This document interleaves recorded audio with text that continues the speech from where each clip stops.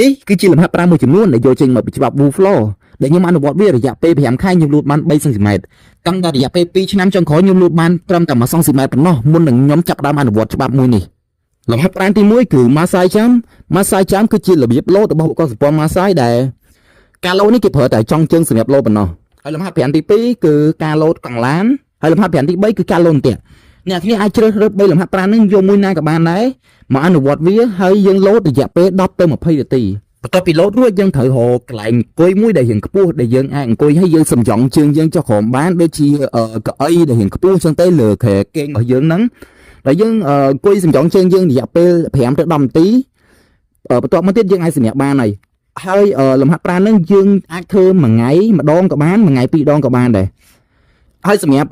លទ្ធផលដែលយើងទទួលបានគឺវាអាស្រ័យទៅលើការខិតខំរបស់យើងវាអាចលូតភ្លាមមួយខែពីរខែអីលូតបានភ្លាមអ្នកនរគ្នាវាស៊ីសងទៅលើការយើងខំធ្វើវាជាប់រហូត